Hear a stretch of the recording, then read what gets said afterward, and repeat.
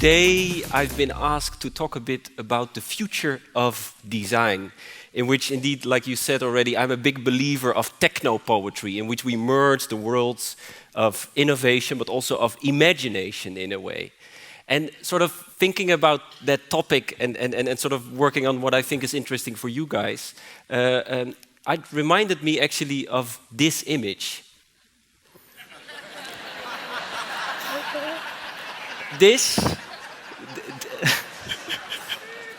This is an image I found on the desktop, on a computer desktop of one of my biggest friends a couple of weeks ago. So I visited his place, and it was sort of scattered with pizza boxes and empty beer cans, etc., etc.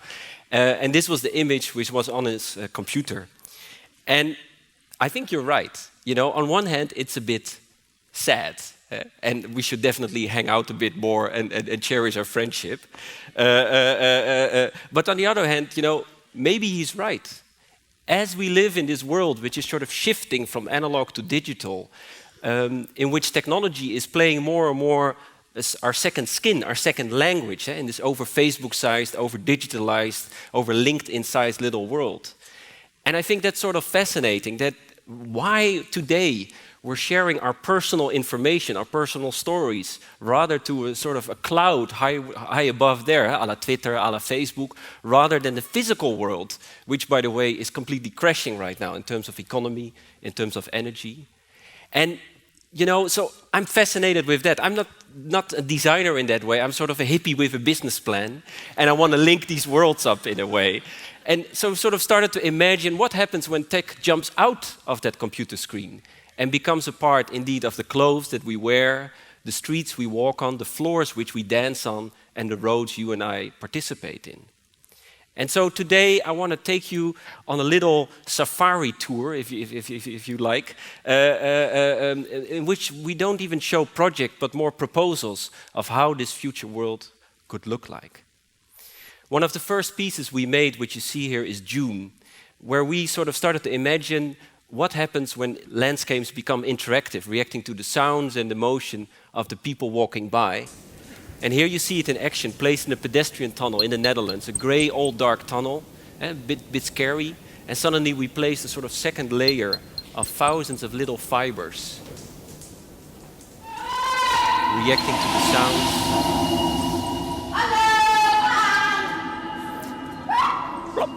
And what is interesting is that it has a memory, so it gets a little bit excited because of the children, and slowly it's calming down.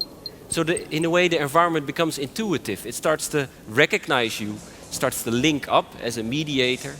So in a way reality is not static anymore, but it's an extension of who we are. It lets life in a way. And I think that's sort of the highest form, that it gets this intuitive level. You know, there's no manual, there's no sign explaining it what to do. These are just people on their way to work. We installed it within 1 or 2 hours. So they literally had no idea what they encountered. And we liked that a lot.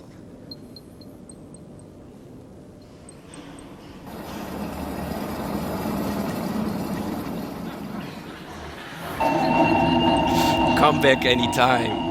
Yeah. And so what happens? What happens when you place these kind of interactive landscape in public? Okay, to me it's about techno-poetry, about rethinking future, etc., etc. But life is much more brutal than I can ever imagine as a designer. And so what happened with June is that it became a hotspot for wedding couples to have their photo taken. And I mean, I'm a happy bachelor, so I can never imagine this. But apparently, if you get married, there are like these websites which you can go to, and they have these hotspots to have your photos taken. And June was on #1 for several months. And so suddenly, this raw, dark vandalism tunnel was transformed by wedding couples who sort of hacked this public space, made a lot of noise to interact with June, and started sending me these kind of photos, which on one hand are complete kitsch, and it took me a couple of days to realize the value. But in the end, of course, it's beautiful. It's their moment, you react to them, etc., etc. Yeah. So you can touch it. It becomes tactile. It transforms space in a way. And this is a public space version permanent build outside, vandalism-proof, so to speak, and people go there at night to have their walk of light. This is in Rotterdam, by the way, in the Netherlands. And making it in such a way, we'll talk a bit about that later, sustainability, for us it's the new default, make it in such a way that we shut down 5 street lights, because the light of June was enough, and making it in such a way that it would only uses half a street lamp, therefore the city gained 4.5 power of electricity, and this was actually one of the reasons they really appreciate it. So thinking about interactivity and sustainability is part of our default. I'm saying we, because as you may know, I think the designer or the artist of today, this is not some kind of brilliant guy sitting on an attic cutting off little pieces of his ear, like a Van Gogh. I mean, come on, this never existed, I think. It's group work. You work together with a team of great people. And so this is, I have very fortunate to work with a great team here as well. This is in the Netherlands, a 2,000 square meter where we work with scientists, engineers, electronic software people, architects, fashion designers on these kind of interactive designs. This is in the Netherlands, and this is a second studio in Shanghai for the larger public space project.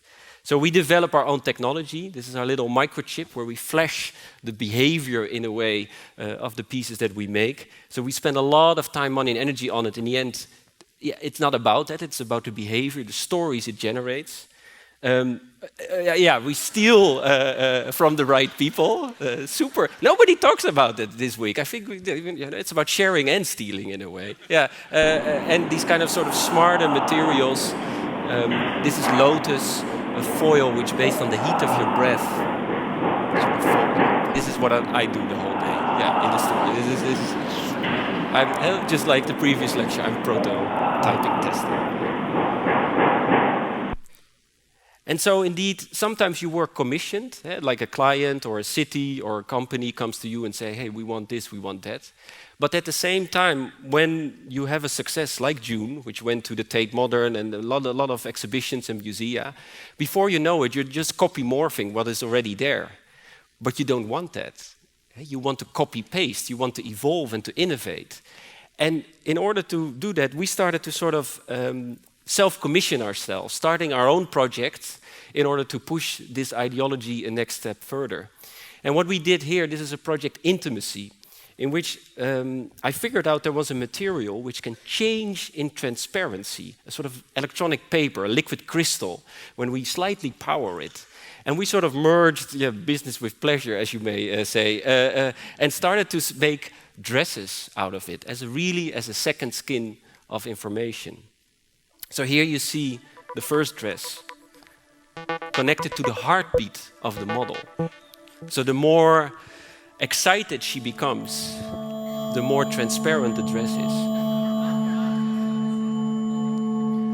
So suddenly, we're not looking at a bloody iPhone screen anymore, but it's a part of us. It's sort of in co-control.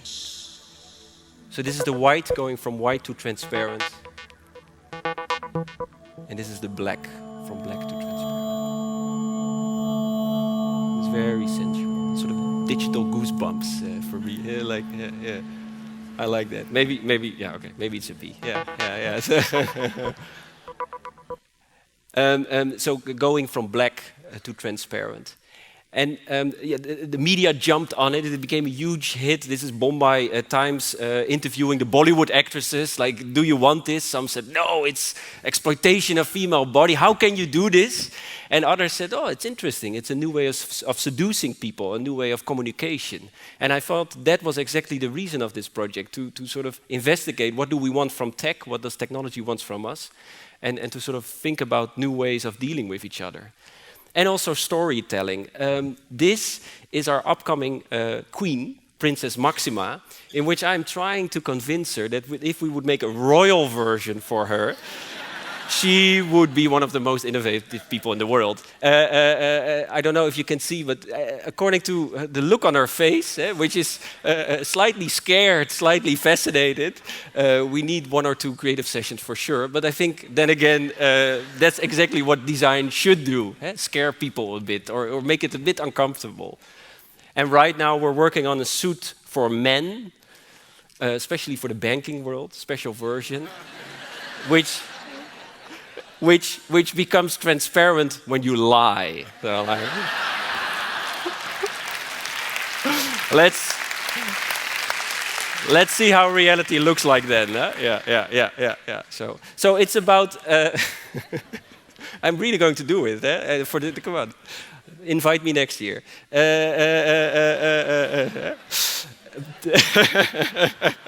Shit. So this notion of techno-poetry, of creating interactions. And you know, I think in a time like this, where our resources are going down, I think the notion of shareability, that you exchange ideas but also information, is super, super interesting. I think it's part of our new economy. And what we did here was crystal. This is actually a commission that we got for an old Philips area, a huge lighting factory which is renovated for housing. And they ask us to make the next step in terms of lighting. So when you have light, it starts with the candle. You have it with you. It's super, super personal. Later on in history, it becomes industrialized. You have a lot of streets and cables and steel, etc.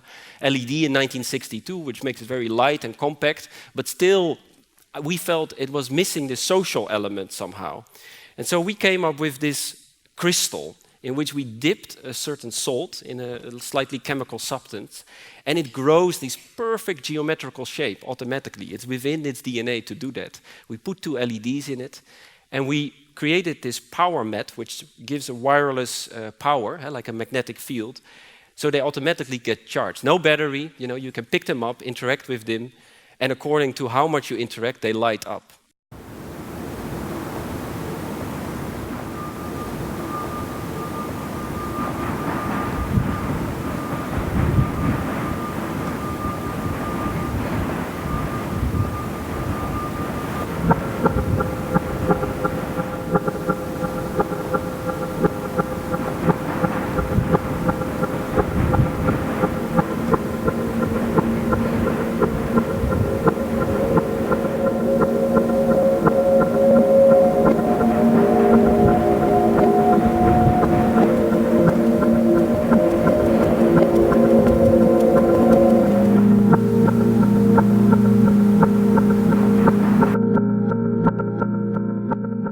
Created this place where people would go and share their stories of light. And what is interesting is as well, of course, they were taken. People are like, oh, this is nice, can I have it? And they take it with them. What was interesting is that if we made 5% blue, the blue ones were taken away. But if we turn it around and made 95% blue and only 5% white, the white one were stolen. So it shows also that aesthetics somehow, or what we find precious, is about, that it's very little available. And that's sort of a very interesting way of dealing with that. And so suddenly people are able to morph their environment, sharing is the new caring in that way, and to build up this new relationship with their public environment. Yeah. And this is a larger public space version we're working on right now for 150 square meter, as a new way. This is how Facebook Square looks like for me, when it jumps out of this bloody screen. So updating reality. Lille, the city in France, contacted us because they have a problem. So they have these huge, beautiful old buildings in the city, which they spend a lot of money on as monuments to take care of them. But the problem with these buildings is that they are like the photo models at parties. They are so beautiful, but so lonely because nobody dares to talk to them somehow. So it's the same with these kind of it's the same with these kind of buildings. They're beautiful, but they're empty. They're disconnected from reality in a way. And they invited us actually to sort of make it more contemporary. And so what we did is place inside this lotus dome. Remember the foil I just had? The foil. This is lotus, a foil which, based on the heat of your hand and the light, folds open.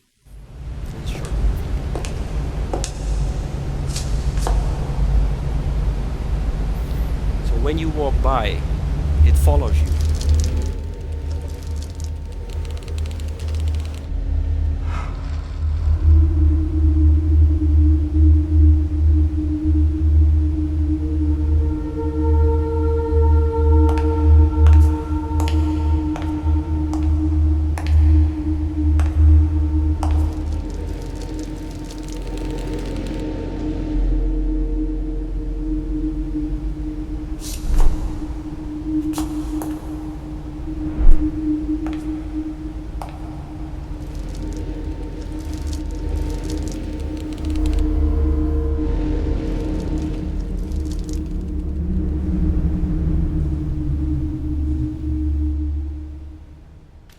Thank you.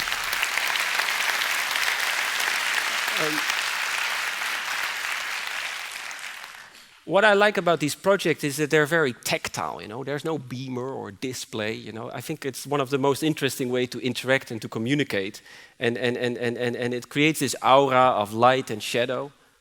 But more and more, it drags the history within a more contemporary world. You see here, this is like the shadow of an angel, completely by accident. So it gets these weird dialogues within the environment. And you can go there right now, it's still there, open for public at night, free entrance. These are kind of like projects which shows how the new world could also look like. You know, there's always a George Orwell story in which we say, "Oh, technology is going to dominate us; it's going to make us less human." But don't forget, there's always a Leonardo da Vinci model in which we become more human. We learn how to fly, we can cure diseases, etc., etc. And I think that's what I'm sort of trying to provoke with these kind of projects.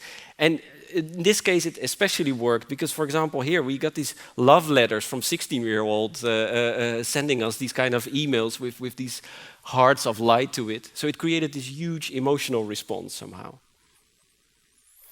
And so, working on further on this public space and the clubs and the things like that, this is a project, Sustainable Dance Floor, in which we say, okay, everybody's talking about sustainability, but a lot of it is saying put a solar panel on the roof or a windmill, etc. It's very traditional, and in a way it's not changing anything. And so we came up with the idea that we say, okay, when we dance in a club, we already produce a lot of power on these floors. The same as when you cycle, you have a dynamo. And so we made the first floor which generates electricity when you dance on it.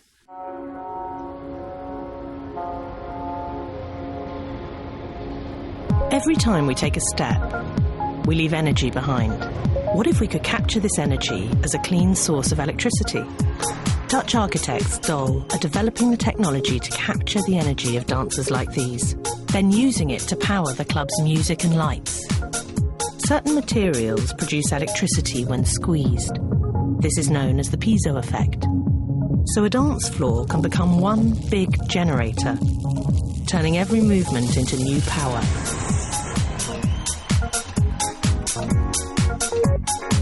In fact, any vibrations we make can generate electricity. Even the rattle of the tram taking you home at the end of the night. So we built the first one, basically a sort of 5 centimeter power, the dynamo, and a sort of an interface tile. You don't want to show fact sheet and numbers, which give you the illusion that you're literally charging the floor, working with LEDs and mirrors. So the more you dance, the more depth it is. It produces around 20-25 watts per module. It uses only half or 1 watt. So we have a lot of power left for DJ booth lighting, charging, whatever you think is necessary. And I thought this was sort of incredibly fascinating for me, that sort of this innovation and this experience can merge together.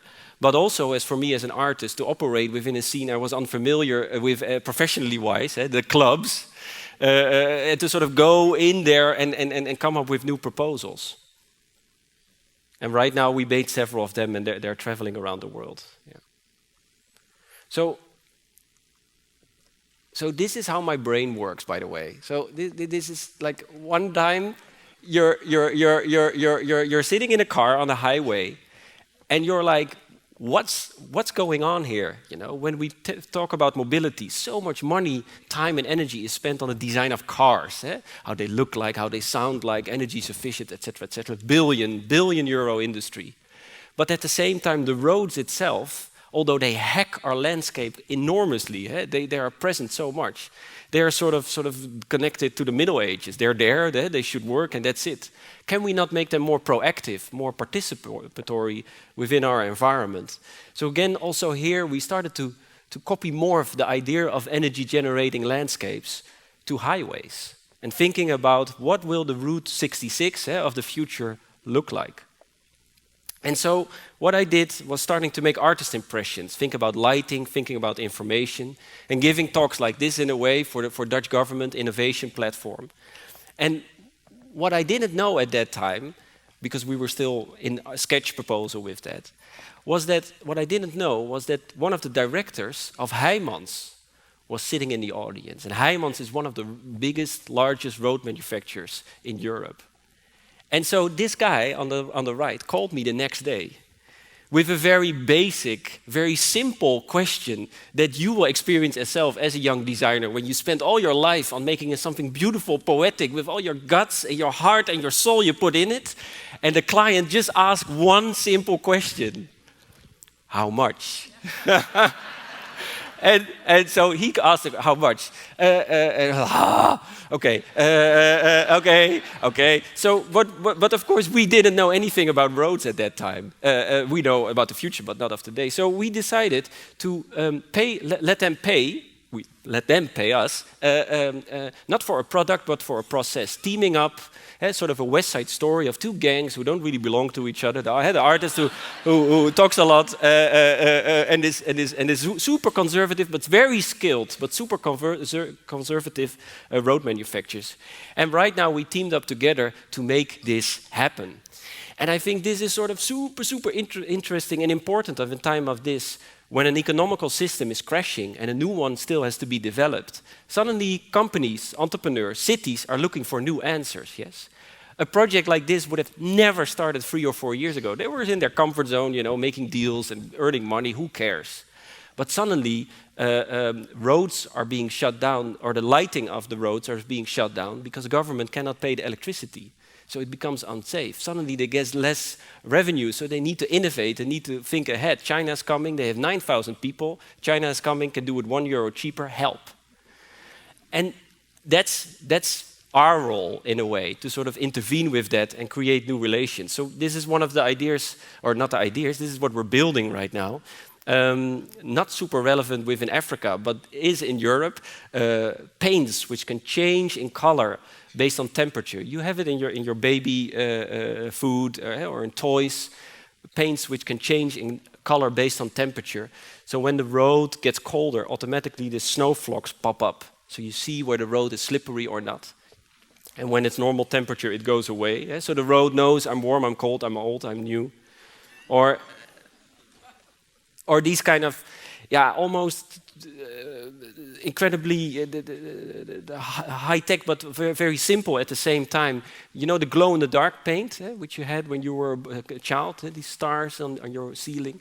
Well, we sort of pushed that in a very radical DNA level almost way, and making paints which charge at daytime and give light at night. So you can skip away a lot of street lightings, no electricity and things like that.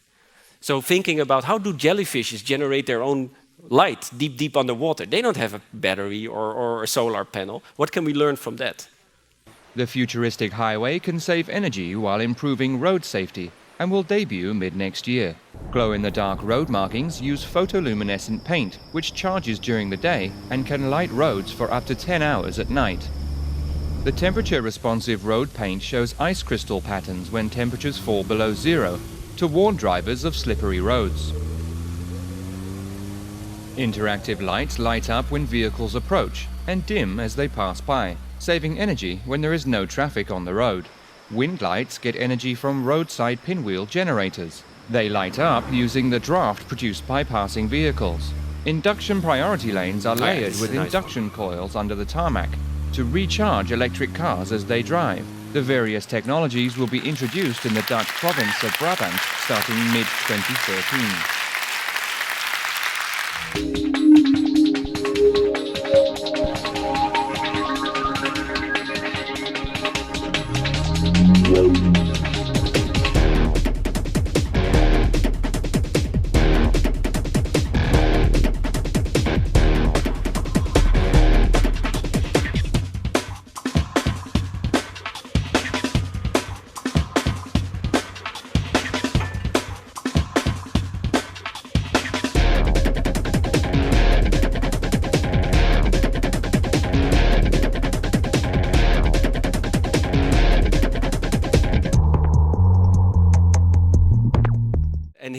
The notion of electrical cars, really give it priority. And we will have the first 300 meters in the Netherlands, end of this year. There are sort of 6 ideas which we're dragging from proto to product, and the response has been enormous, and we're now looking to launch in 2013 to go international with that.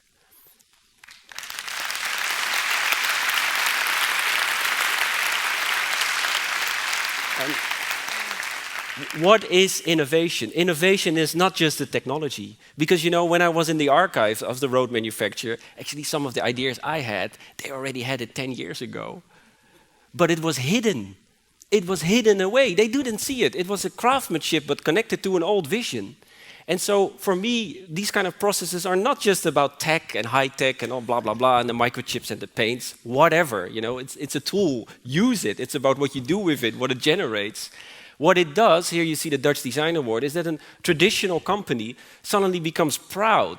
There's a lot of new energy within that company because you have to work together in order to make this happen. And for me, that's what the real design is about. And so a lot of people are very happy with it, which is good. And I want to show you this as well, because there are a lot of people who say, yeah, we don't know, maybe we should wait, etc., etc. I'm sure you have experienced that. And so what we did for them, for those typical type of people, we made this chair. This is the ja maar chair, the yes but chair. And and yeah, come on, I have to like my job as well. So this is a chair which, when you sit on it, it has a little voice recognition in it. And the moment you say those two horrible, creative, destructive little words, you get a short but pretty intense little shock on the you-know-what part of your body. Yeah. So, we'll be shipping in a couple of months, and you can order on demand. Don't worry. Yeah, there should always be a little bit Orwell and a little bit Da Vinci in every design, I think. Yeah. So, and it works, and it's funny because suddenly the clients who come to our studio, they don't dare to say it anymore. So quality of the project goes up. It really helps. Yeah. This is a project that we were commissioned by one of the largest windmill manufacturers in the world, where we were asked to sort of drag it to a more contemporary emotion, thinking about not so much the object itself, but how they behave. It's always a little bit different when you have 15 on a row in terms of the wind or how they're being made. There's a sort of intonation, emotion. And I was like, wow, I want to do that. I want to think about this nature and technology element within that. And so right now we're working on this, where we're sort of literally connecting the lines, connecting the dots with little laser lines, the tipping points, which go at 320 kilometers per hour. And according to the amount of wind, more or less lines start to appear. So you get these amazing, beautiful, matrix-like shapes almost. And we're using actually the power of the windmills, which are being thrown away anyway, because they always have to create a certain minimal amount of level. So it's trying to sort of show a note of soft icon of what energy and this kind of landscape could be. This is a story which I experienced traveling in India about a tiger living in a zoo. And as you may know, the tigers are almost considered holy, sacred there, being cherished a lot. And this tiger had 5 little puppies, but they died when they were born. And the tiger got very depressed, didn't want to eat anymore, and the caretakers of the zoo were afraid that she would die. And so what they did is they came up with an idea. And this is a true story. And they took the skin of the 5 dead animals and got 5 little puppies, wrapped the skin around them, put them in the cage and waited. And a miracle happened. The tiger accepted them as their newly born. And as you can see, they live happily together for a long, long time. I think this is what we should be doing in a way. We should create new type of co-creations. And you know my friend, this friend, I think he's wrong. I think reality is beautiful. I think reality is amazing. But we should be willing to go out there, to hack it, to update, to engage ourselves in new type of interactions you and I haven't imagined of, in which we make things, but this making also makes us. And to realize that in a weird, fuzzy, fucked up little, crazy little way, we are that tiger. We are that caretaker. We are that piggy. Thank you. Thank you.